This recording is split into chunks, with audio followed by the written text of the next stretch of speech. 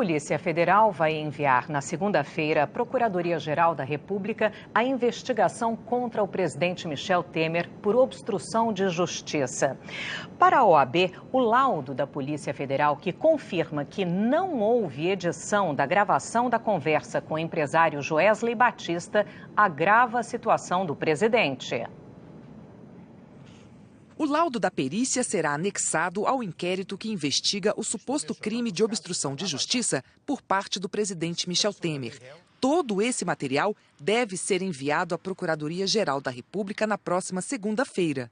A perícia foi feita pelo Instituto Nacional de Criminalística da Polícia Federal, que tem equipamentos modernos e o trabalho reconhecido internacionalmente. Foram analisadas as gravações da conversa de Joesley Batista com o presidente Michel Temer e também os gravadores usados pelo empresário.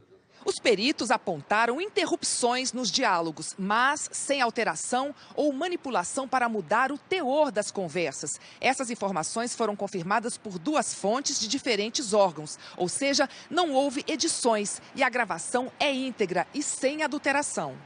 A perícia oficial desmente a análise feita por Ricardo Molina, contratado pela defesa de Michel Temer. Em maio, Molina questionou a integridade da gravação, falou em buracos, que continha mais de 50 descontinuidades, e falou em edição. A gravação pode ser considerada autêntica? Tecnicamente, não. Essa resposta pode ser dada taxativamente. Não pode ser considerada autêntica.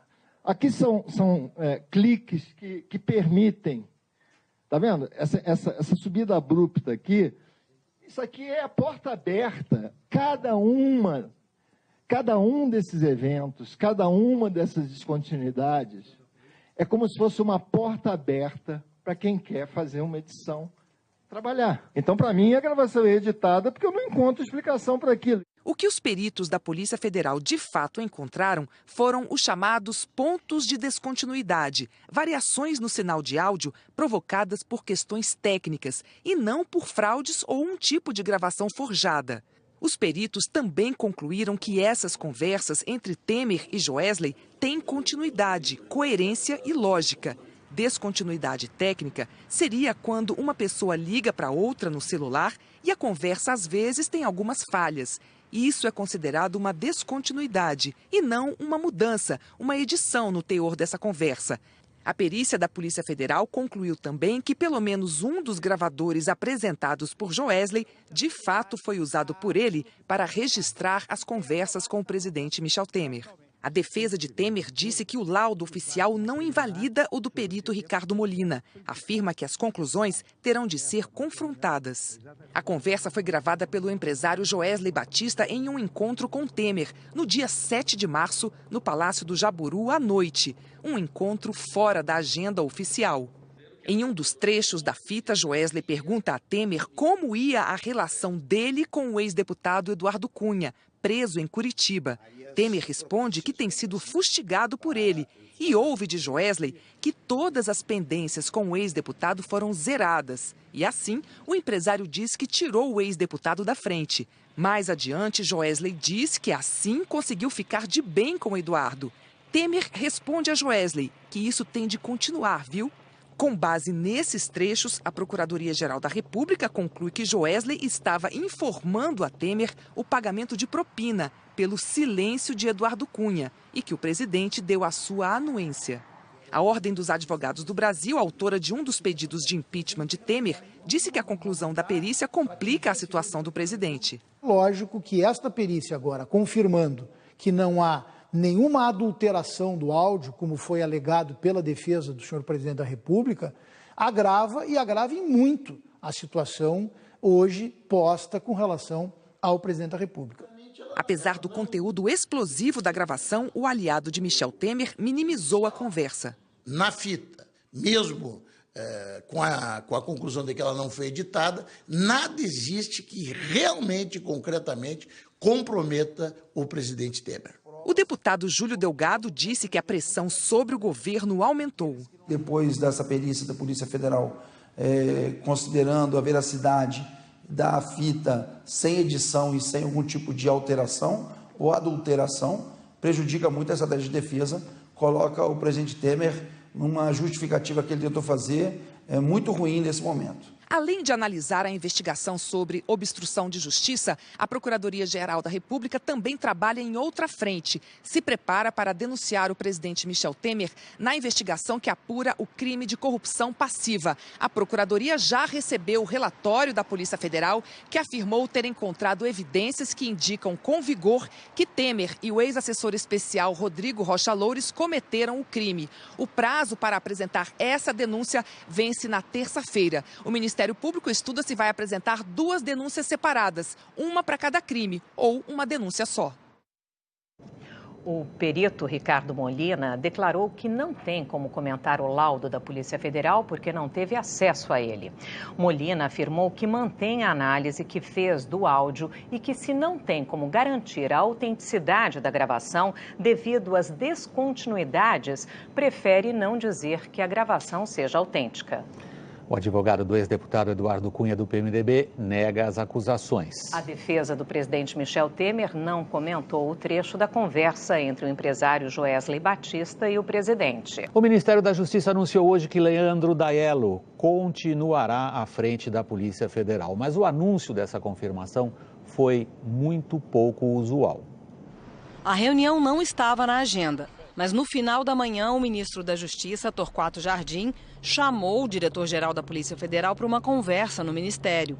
A assessora de imprensa do ministro, Kátia Kubel, avisou aos jornalistas que Torquato falaria com a imprensa para anunciar a permanência de Leandro Daiello no comando da polícia. O encontro com a imprensa seria para desmentir uma notícia publicada no jornal Folha de São Paulo. A reportagem diz que numa reunião de 15 minutos com sindicalistas na quinta-feira, o ministro Torquato Jardim diz que estava em seus planos fazer 2 mudanças na Polícia Federal. Uma delas, trocar o diretor-geral. Mas a entrevista não aconteceu. O ministro da Justiça fez, na verdade, um rápido pronunciamento e não foi explícito. A reunião muito breve, o Ministério da Justiça e o Departamento da Polícia Federal fazem questão de expressar a opinião brasileira, a sua absoluta harmonia na condução das 2 instituições. O noticiário que está aí é, para usar um termo moderno, a pós-verdade.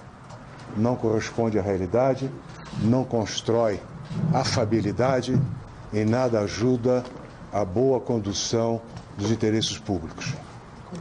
O doutor Daiello e eu temos trabalhado já desde que aqui cheguei em mais absoluta harmonia e camaradagem, ambos igualmente comprometidos com a instituição Polícia Federal. Depois dessa declaração pouco clara de Torquato, o diretor Leandro Daiello também falou rapidamente sobre o trabalho da polícia. E o encontro foi encerrado. Os jornalistas ainda tentaram perguntar ao ministro se Daiello fica no cargo, mas o ministro foi embora sem responder. Mas está definido se o senhor Daiello continuar no cargo? Como o ministro não respondeu às perguntas, nós procuramos a assessoria de imprensa, que mandou uma nota para a TV Globo, afirmando que o ministro Torquato Jardim reuniu jornalistas para confirmar a permanência do delegado Leandro Daiello à frente da Polícia Federal. Daiello assumiu o cargo de diretor-geral em janeiro de 2011. Na gestão dele, a polícia abriu investigações contra o PT durante o governo Dilma Rousseff e contra o PMDB, já no governo Temer. Também investigou políticos de outros partidos, da base e da oposição. O líder do PPS no Senado, Cristóvão Buarque, diz que uma possível troca na Polícia Federal agora passaria a mensagem de interferência do governo na Lava Jato. Ele diz que a polícia precisa estar preservada de influências políticas. O maior desafio do presidente Temer é ganhar credibilidade na opinião pública. Trocar o diretor da Polícia Federal seria um desastre na credibilidade dele, porque iria parecer que isso é para barrar o trabalho da Polícia Federal há anos na luta contra a corrupção pela Lava Jato. É a Polícia Federal que a população confia. Mexer nela, nesse momento, é abalar a credibilidade de uma instituição tão respeitada na opinião pública no dia de hoje. A pesquisa do Datafolha, publicada hoje no jornal Folha de São Paulo, mostra que a aprovação do governo do presidente Michel Temer caiu para 7%. É o menor índice desde 1989, quando o então presidente José Sarney tinha 5% de popularidade no meio da crise da hiperinflação. O nível de confiança do levantamento é de 95%. Significa que, considerando a margem de erro, a chance do resultado retratar a realidade é de 95%. E a margem de erro é de 2 pontos para mais ou para menos. Em julho do ano passado, 31% dos entrevistados achavam o governo do presidente Michel Temer ruim ou péssimo. Em dezembro, 51%. Em abril deste ano, 61%. E agora, 69%. 42% consideravam o governo regular. Em dezembro, 34%. Em abril, 28%. Agora são 23%. Em julho do ano passado, 14% consideravam o governo ótimo ou bom. Depois, 10%. 9% em abril, agora 7%. 13% não souberam responder em julho de 2016, 5% em dezembro, 3% em abril deste ano, agora foram 2%. Foram entrevistadas 2.771 pessoas de quarta-feira até ontem. O ministro do Supremo Tribunal Federal, Luiz Fux, falou ontem num seminário em São Paulo. Ao final da palestra sobre o papel do STF no cenário nacional, Fux afirmou que o Supremo resgatará a dignidade da nação, que a Corte levará o Brasil ao porto e não deixará que o país naufrague. Ele declarou ainda que é hora da travessia para superar os problemas do país. Fux afirmou que o Supremo tem sido protagonista apenas quando é provocado e age no afã de garantir a governabilidade. O decreto de calamidade financeira do Rio completou 1 ano, mas a calamidade está longe do fim. Os servidores do Estado só receberam essa semana uma parcela do salário de abril e foram apenas R$ 300. Uma vida inteira dedicada ao trabalho. Maria Fátima e José entraram e saíram do serviço público com o nome limpo. Mas justamente agora que estão aposentados... O meu nome agora, infelizmente, está sujo. Eles estão entre os aposentados e pensionistas do estado do Rio que ainda não receberam o 13º. E os benefícios de abril e maio também não entraram na conta.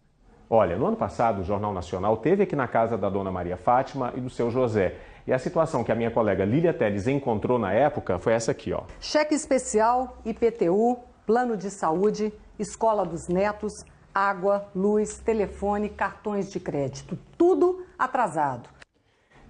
Pouco mais de 1 ano depois, as coisas ficaram ainda piores porque, claro, as contas foram se acumulando.